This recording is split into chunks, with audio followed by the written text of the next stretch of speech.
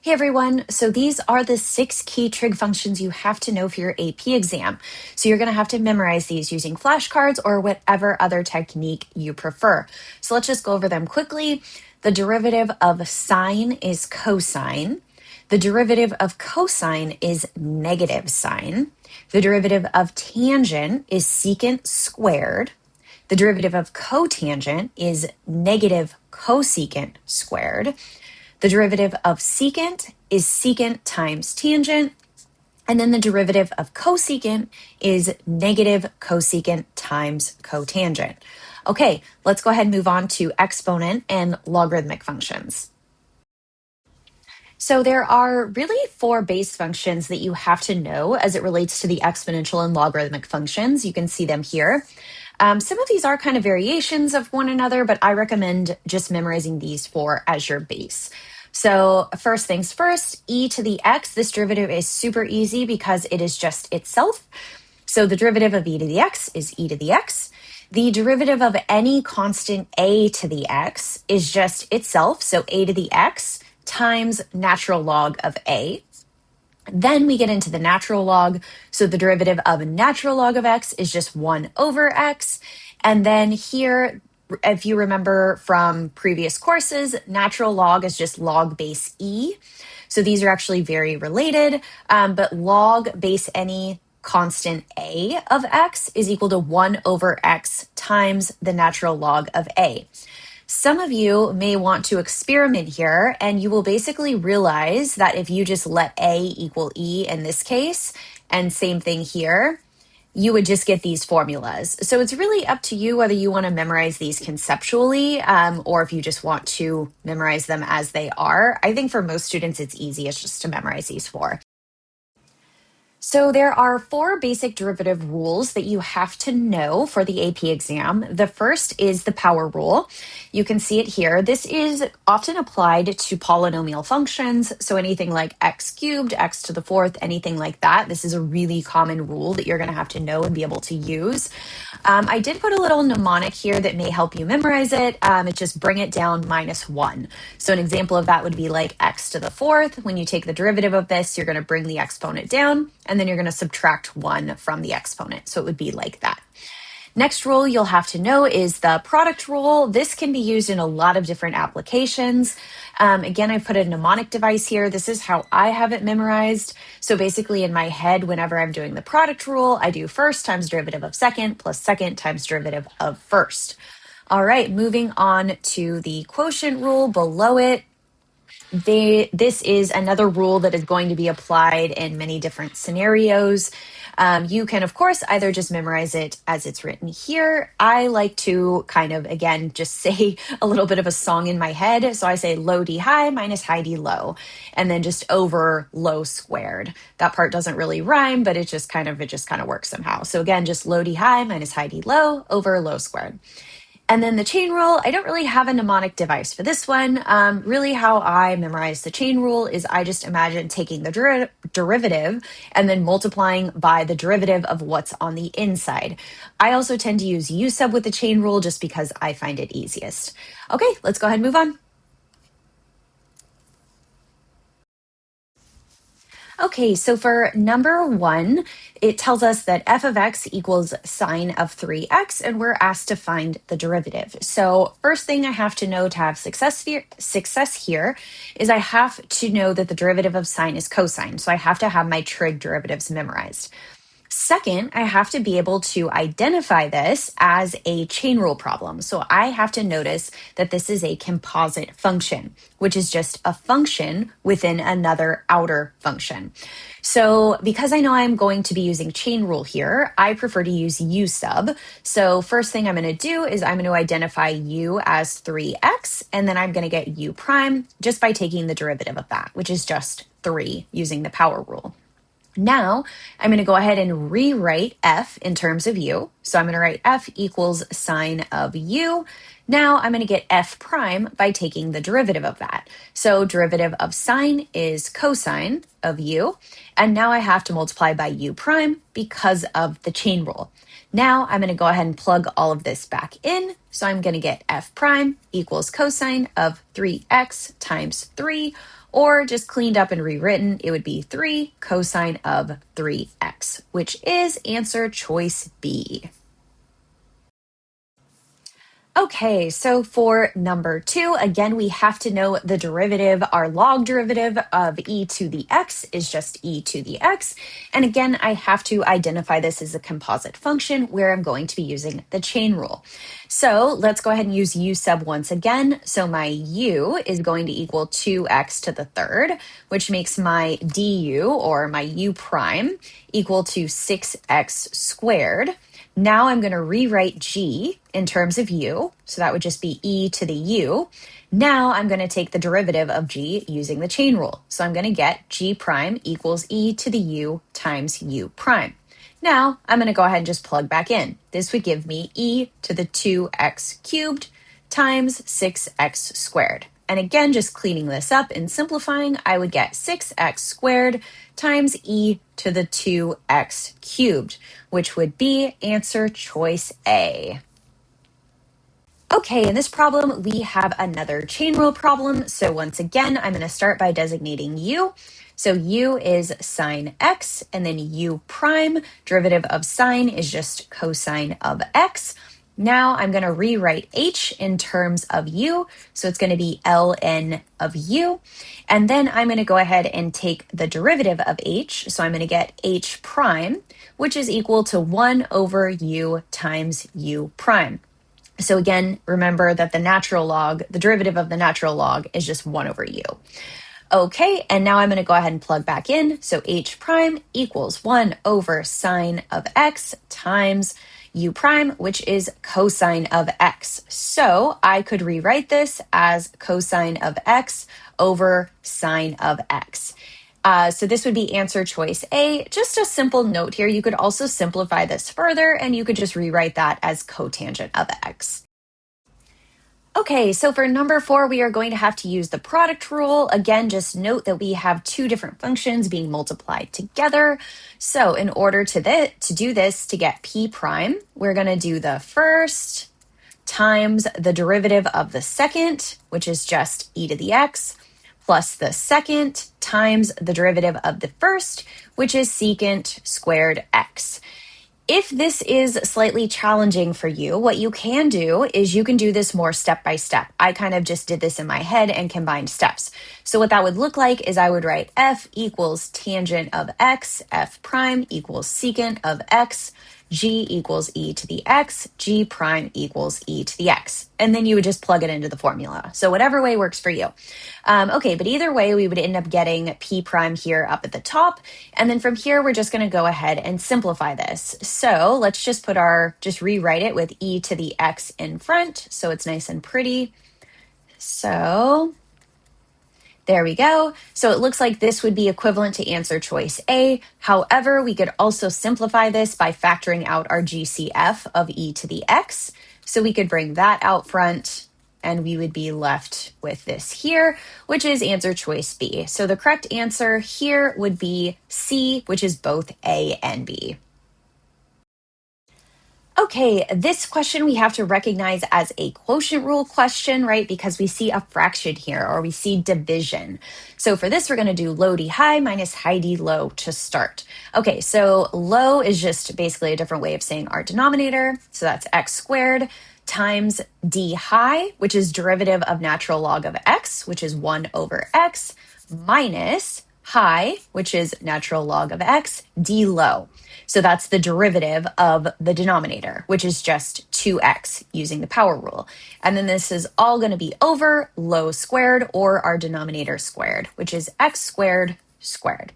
Now we're going to go ahead and just clean all of this up. So x squared times 1 over x is just x. And then here we're just going to rewrite this to 2x ln x. And then this would all be over x to the fourth. Now we can go ahead and simplify by basically taking an x out of the numerator. So that would look like this. So x times 1 minus 2 ln x over x to the fourth. Now we can simplify here. This is actually a really common mistake that my students make, is that they won't properly simplify, or else they'll, I don't know, they just get confused on this step. So I really encourage them, if they do get confused there, I really encourage them to actually factor out the GCF and then simplify, because you can really only simplify if your terms are being multiplied. So this is going to cancel out and just become a 1. This is going to cancel out and become an x to the third. So our final cleaned up answer would be 1 minus 2 natural log x over x to the third. Okay, for question number 6, we have another chain rule problem. So we are going to let u equal sine x, and then u prime equals cosine x. Now we're going to rewrite f in terms of u. So we're going to get f equals e to the u. Then we're going to take the derivative of f, and we're going to get e to the u times u prime using the chain rule. Now we are going to plug everything back in. So this will become e to the sine x times cosine of x, which is answer choice C. Okay, so once again for this problem, we have a chain rule problem. We have a composite function here. So first things first, we're going to set u equal to secant x plus tangent x.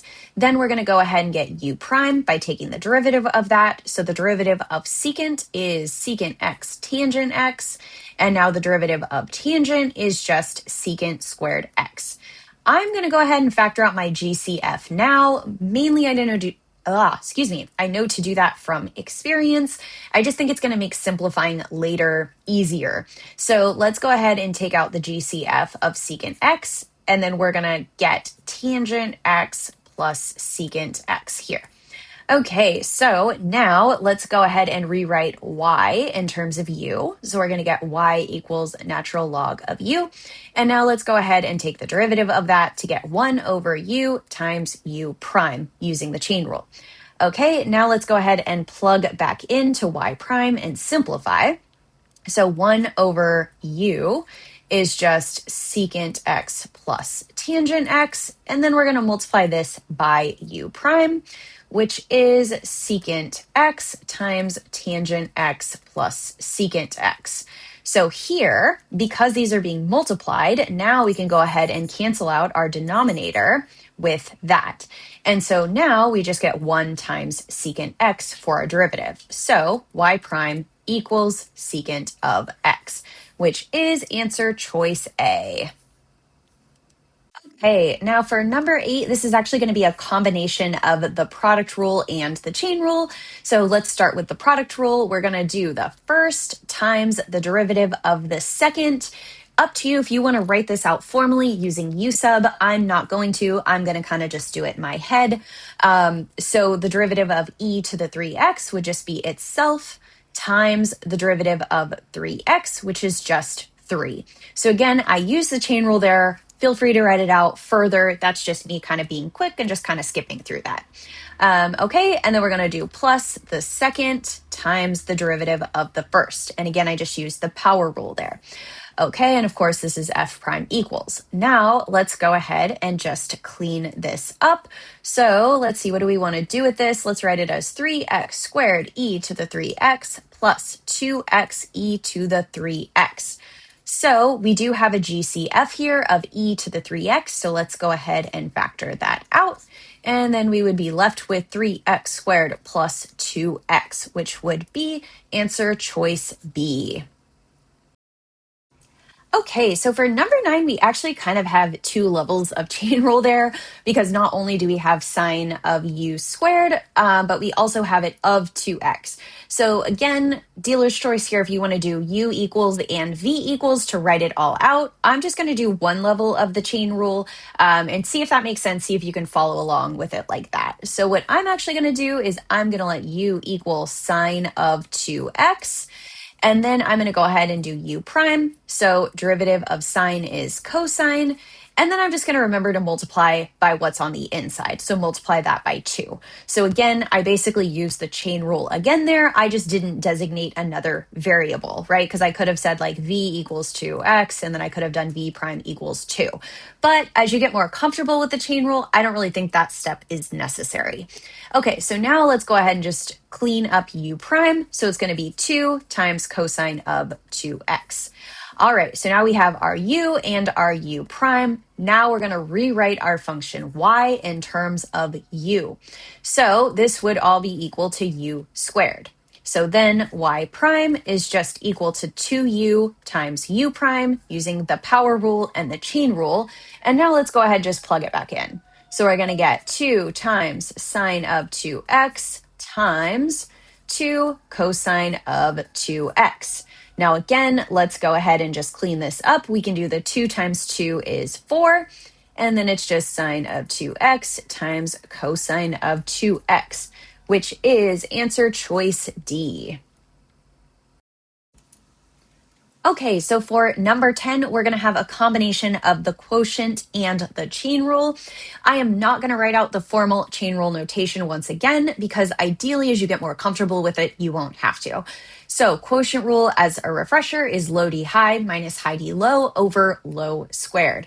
So low is the denominator, which is e to the x plus 1, times derivative of the numerator, which is going to be cosine of 2x times 2 using the chain rule, and then minus high, which is the numerator, so sine of 2x, minus derivative of denominator, which is just e to the x. And this is all going to be over low squared, so e to the x plus 1 squared.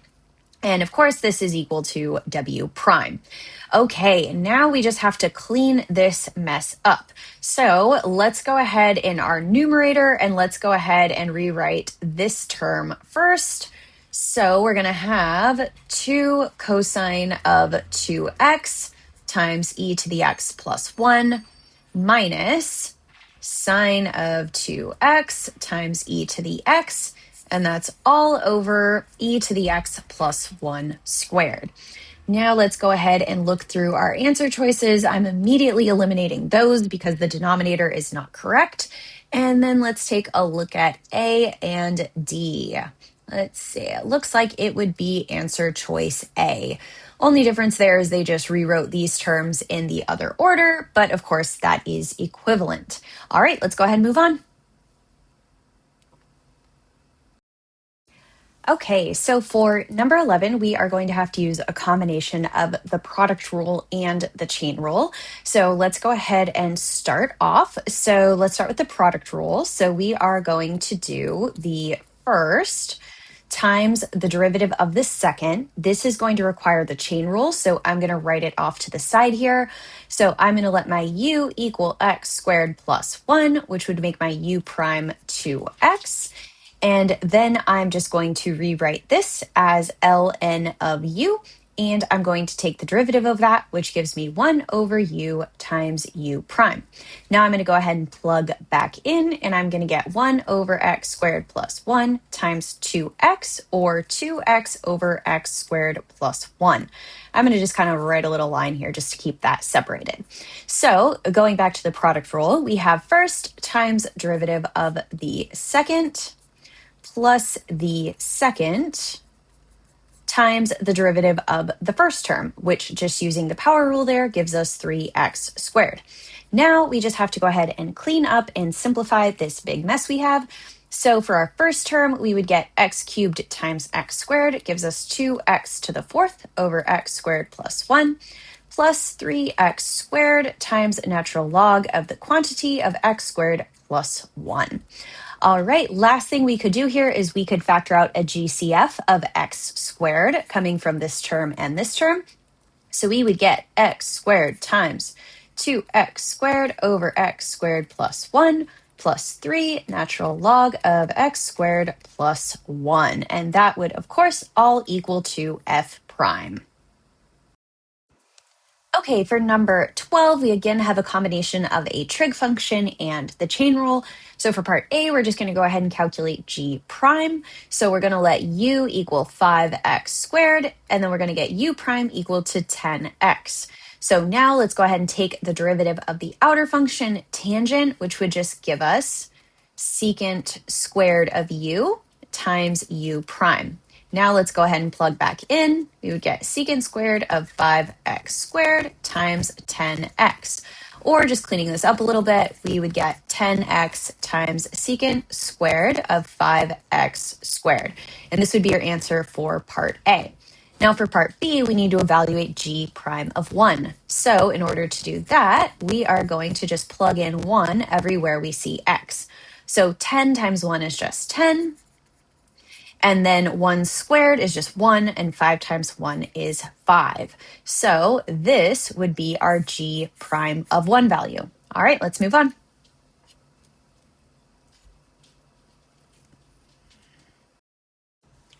Okay, so for number 13, we're going to tie everything together and see how it can apply to a tangent line problem. So I like to teach tangent line to my students more in an algebra way rather than necessarily using the calculus notation.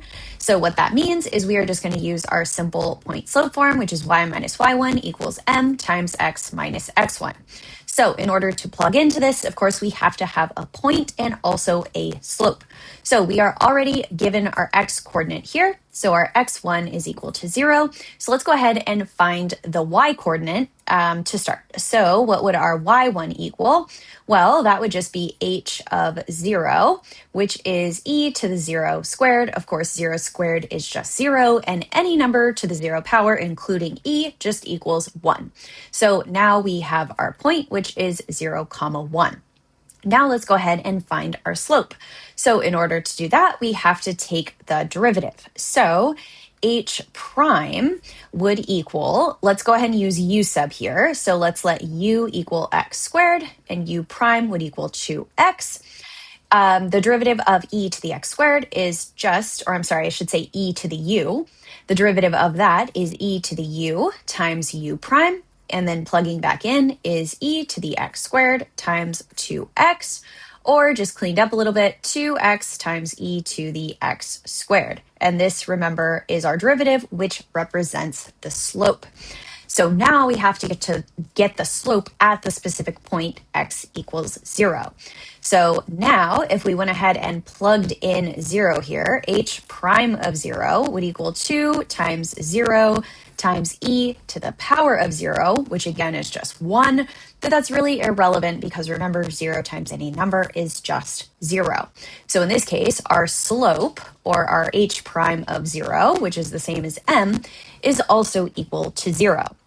Now we have everything we need to go ahead and plug back in to point slope form to get the tangent line. So this would give us y minus 1 equals 0 times x minus 0. So again, I just used that and I used that point. So let's go ahead and just clean that up a little bit. 0 times anything is 0. So we would get y minus 1 equals 0. And then just using simple algebra, adding the 1 over, we would get y equals 1. So this is actually our tangent line. Part B says use your results to approximate h of 0.1. So in this case, since y equals 1, our answer for the linear approximation for h of 0.1 is just 1. However, I'm going to go ahead and plug that into the tangent line just so that you can kind of see what that would look like. So again, going back to y minus 1 equals 0 times x minus 0.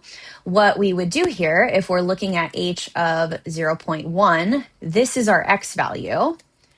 And we're looking for our y value, right? We don't know our output value. So plugging that in, we would get y minus 1 equals 0 times 0.1 minus 0.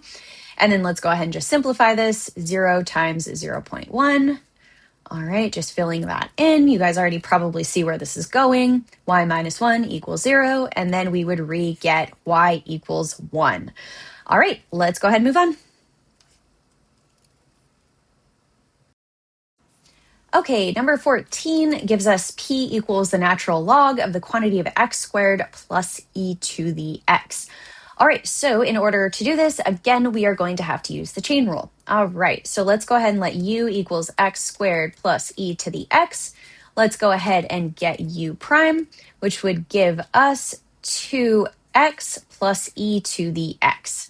All right, and then let's go ahead and rewrite p in terms of u. And then let's go ahead and take the derivative using the chain rule. So that would give me 1 over u times u prime. All right, and now let's go ahead and plug back in for u. We would get 1 over x squared plus e to the x times 2x plus e to the x. And then just cleaning that up and rewriting it up here, we would get 2x plus e to the x over x squared plus e to the x. And again, this would just be our p prime. Okay, now let's move on to part B. It says determine the slope of the graph at x equals 0. So of course you have to know that p prime represents the slope. So basically what we are looking for is we are looking for p prime of 0. So let's go ahead and plug a 0 in everywhere. For the first term, we would just get 2 times 0, which is 0.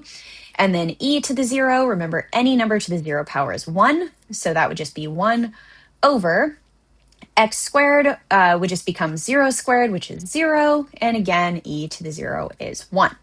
All right, so then we have 1 over 1, which is just 1. So this would be the slope of the graph at x equals 0. Okay, in this question, we are going to have to use a combination of both the product rule and the quotient rule. So let's go ahead and jump right in. At the highest level, we're going to start with the quotient rule, which is low d high minus high d low over low squared. So low times the derivative of the numerator. I'm going to write that again off to the side here. So in order to get that, we're going to have to use the product rule. So we are going to do the first times the derivative of the second plus the second times the derivative of the first. So let's go ahead and plug that back in here. So we're going to get e to the x cosine x plus sine x times e to the x. All right, so we just did low d high minus high times the derivative of the denominator, which is just 1. And I should put parentheses there like so. And then this is all going to be over low squared or just x squared. All right, so now all we have to do is clean this up. So, and this would be r prime equals. All right, let's start off by just kind of distributing this x into everything. So we would get x times e to the x cosine x plus x e to the x sine x minus e to the x times sine x over x squared. All right, so you probably see in your numerator here that we have a GCF. So we have this e to the x in every term here. So let's go ahead and pull that out. I apologize. I don't know why that just took away some of my writing. So hopefully we can move on without that. So I would get e to the x times x cosine x plus x sine x minus sine x all over x squared. And this would all be equal to my r prime.